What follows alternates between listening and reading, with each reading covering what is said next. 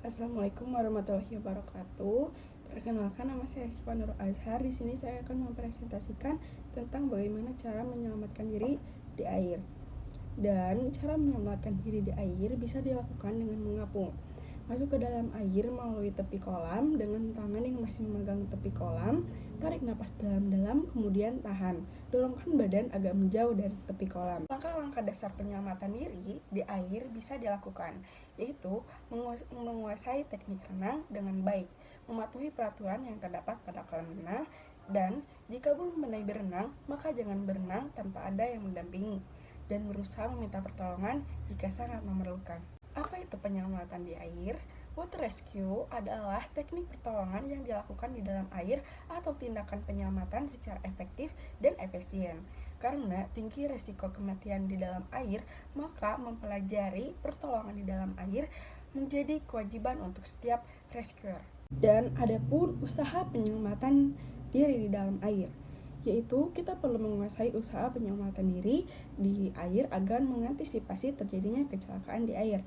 Menguasai kemampuan renang dengan baik. Kalau belum pandai berenang, jangan berenang sendirian, dan berenang sesuai aturan yang ada di dalam kolam tersebut. Belajar cara mengatasi pertolongan pada diri sendiri bila terjadi kecelakaan.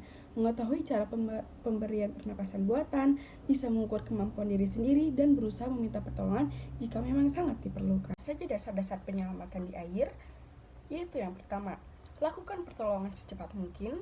Usahakan untuk melepas perlengkapan yang mungkin akan menghambat menggerakkan di air. Dan kedua, yakinlah bahwa dapat menguasai situasi di air.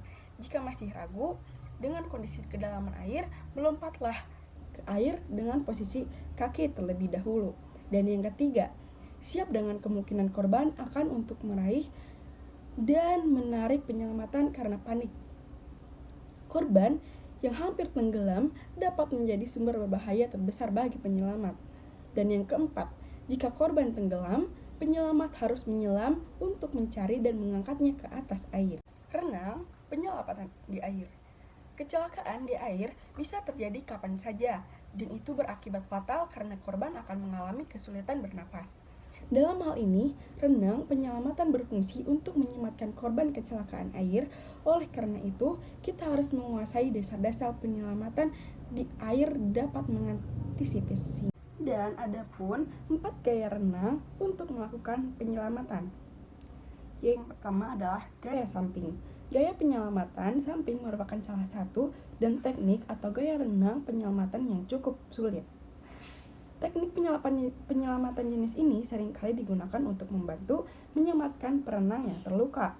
Teknik berenang dengan menggunakan gaya samping sangat mendukung karena efektif menggunakan satu lengan untuk mengayuh dan satu lengan lagi untuk memeluk korban. Namun perlu diingat bahwa teknik ini bukan gaya berenang samping yang sederhana.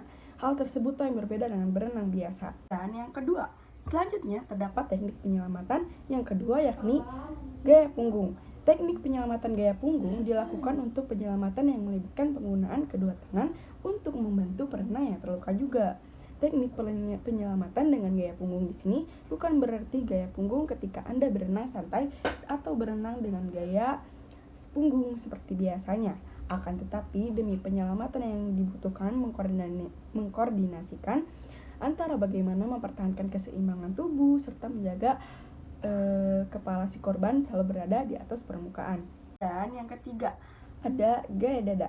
Selain gaya tersebut, gaya dada merupakan salah satu gaya renang untuk penyelamatan yang sering digunakan. Gaya dada kali ini memiliki perbedaan pada teknik, meskipun cara berenangnya sama, tekniknya yang berbeda. Tekniknya, lengan bergerak dengan jangkauan lebih pendek dan lebih cepat. Hal ini dilakukan supaya membantu perenang yang diselamatkan dan membuatnya aman sesegera mungkin, penuh antisipasi secara sigap. Dan yang keempat, ada gaya bebas.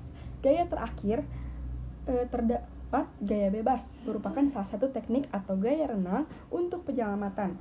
Kelebihan dari gaya jenis ini adalah kecepatan.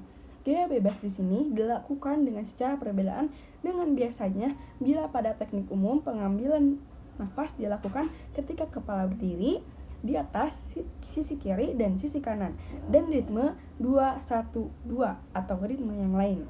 Teknik berenang gaya bebas untuk penyelamatan dilakukan dengan kepala selalu berada di atas permukaan air. Hal tersebut menjaga korban agar tetap bisa bernafas.